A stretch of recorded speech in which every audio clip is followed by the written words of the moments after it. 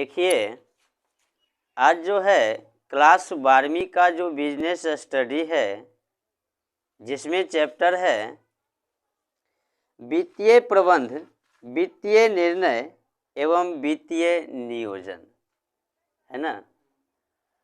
अब बारी बारी से जानेंगे एक एक करके कि वित्तीय प्रबंध क्या होता है, वित्तीय निर्णय क्या होता है और वित्तीय नियोजन क्या होता है। ठीक, वित्त जो होता है वो कोई भी व्यवसाय का रक्त जैसे होता है ना।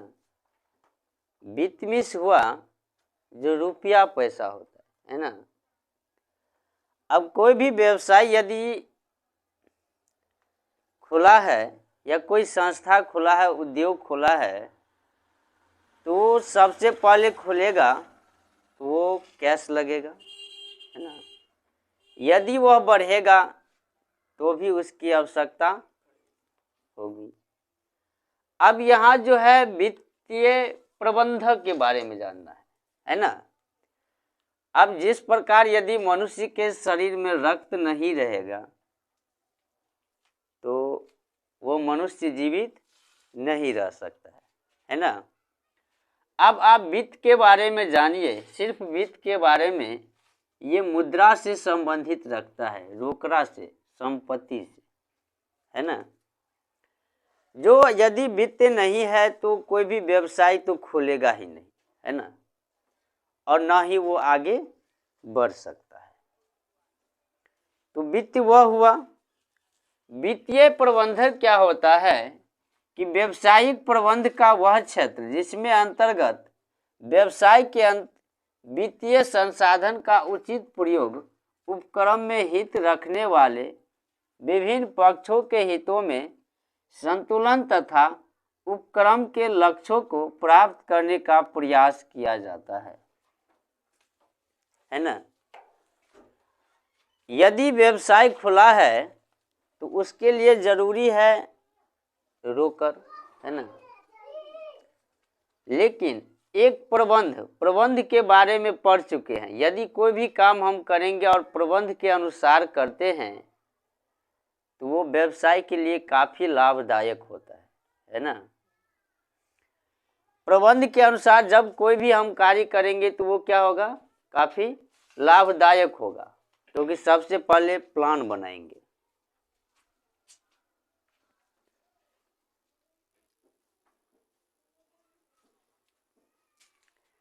है ना। देखिए, तो प्रबंध के अनुसार यदि हम कोई कार्य करते हैं तो वो क्या होगा, प्लान बनाएंगे, है ना, किसको करना है, किस समय करना है ना। तो ये सब प्रबंध के 5 कार्य थे। खैर, यहाँ पे जो हम ये बात करेंगे कि वित्तीय प्रबंध क्या होता है। यह भी एक प्रबंध का व्यवसाय के वित्तीय संसाधन का जो उचित प्रयोग होगा, है ना। व्यवसाय में यदि प्रबंध है तो उसको ये होना चाहिए कि इस वस्तु को बनाने में, कोई वस्तु को बनाने में कितना कच्चा माल की आवश्यकता है ना, कितनी लगेगी, तो वह जो है उसके लिए बनाया जाता है वित्तीय प्रबंध, है ना। जो यदि व्यवसाय में सही संतुलित होकर कितना रोकड़ की आवश्यकता है ना, कितना रखे कि संतुलित रहेगा और अपने उपक्रम के लक्ष्यों को प्राप्त करने का प्रयास किया जाता है। संपूर्ण प्रबंध का एक भाग होता है और उपक्रम वित्त तथा वित्तीय क्रिया के सफल कुशल प्रबंध के लिए जिम्मेदार होते हैं। वित्त क्रिया हुआ, है ना, रोकड़ से, पूंजी से संबंधित जो भी होगा तो उससे संबंधित जो है ये क्रिया करेगा कौन, वित्तीय प्रबंध, है ना। एक बार और सुन लीजिए।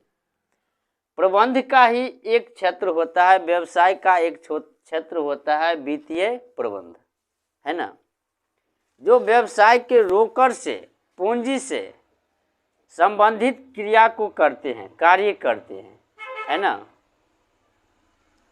ताकि जो व्यवसाय में रोकड़ है वो संतुलन से कैसे रहे, है ना।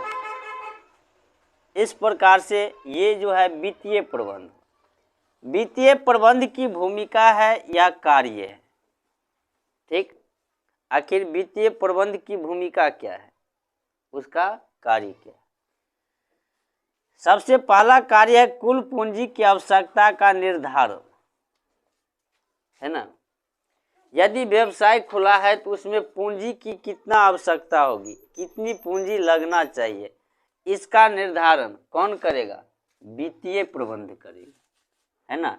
इसमें सब पूंजी संबंधी आवश्यकता का अनुमान लगाया जाता है ना। दूसरा, पूंजी संरचना का निर्माण करना। इसमें पूंजी का अनुमान लगाने के बाद पूंजी स्रोत का निर्धारण करना पड़ता है।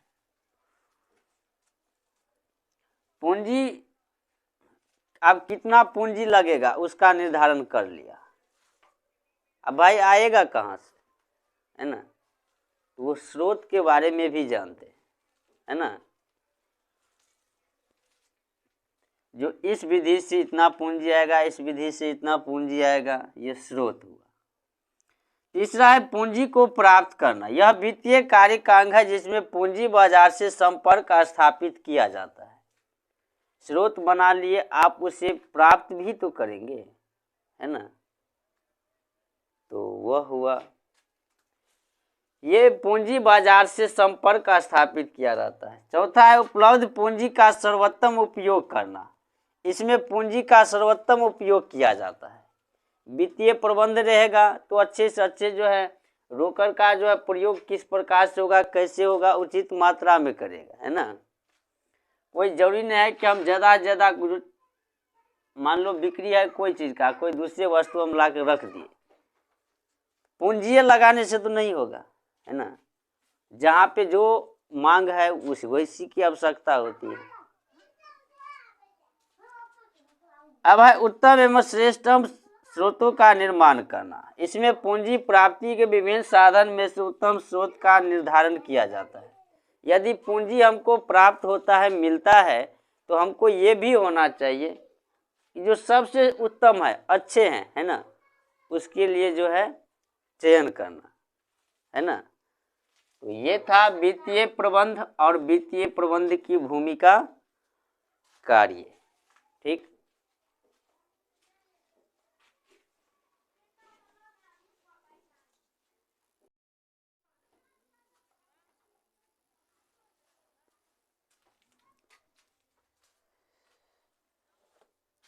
देखिए अब जो है वित्तीय निर्णय है ना। तो वित्तीय प्रबंध जो वित्त के बारे में निर्णय लेगा वही वित्तीय निर्णय होगा, है ना। तो वित्तीय निर्णय 3 प्रकार से होते हैं। सबसे पहले है विनियोग निर्णय, है ना। विनियोग निर्णय में क्या करेगा कि जो वित्तीय प्रबंधक होंगे वो अल्पकालीन या दीर्घकालीन, है ना। अल्पकालीन यानी 1 वर्ष से कम, है ना। कुछ ऐसे संपत्ति है जिसको 1 वर्ष के अंदर जो है रोकड़ा में परिवर्तित कर दिया जाता है।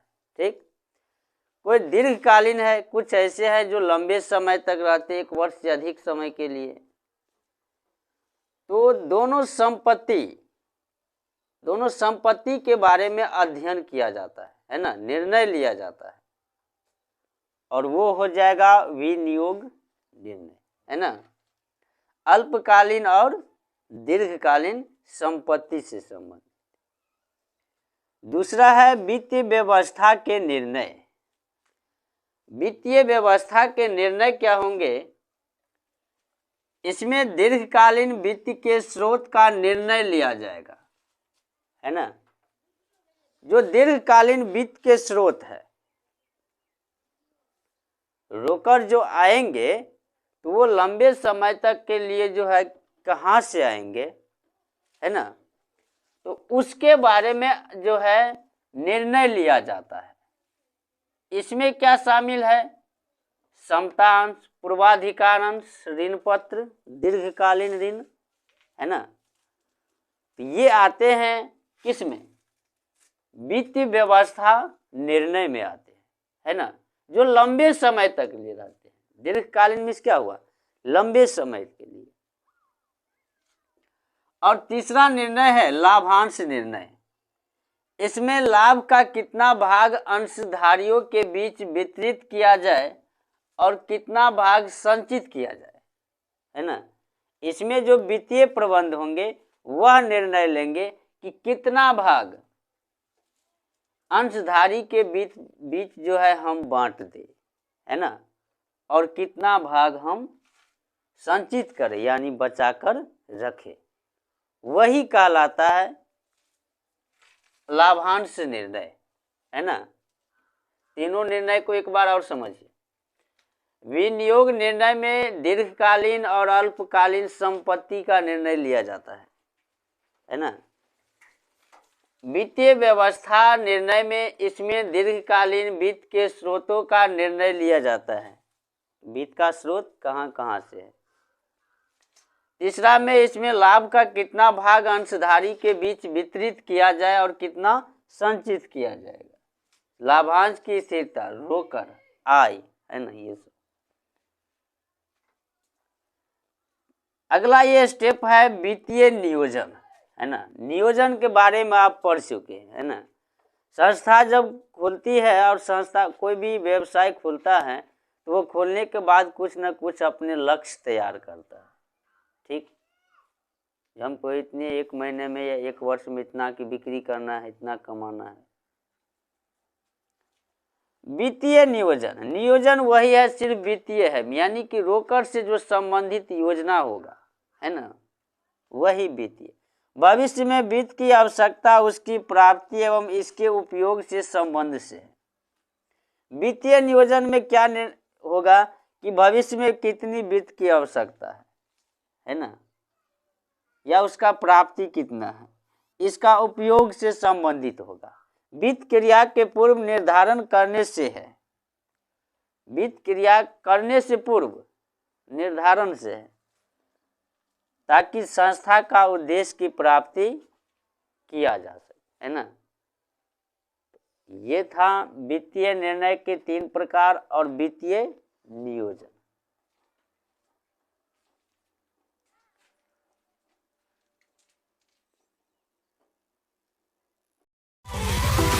Alright.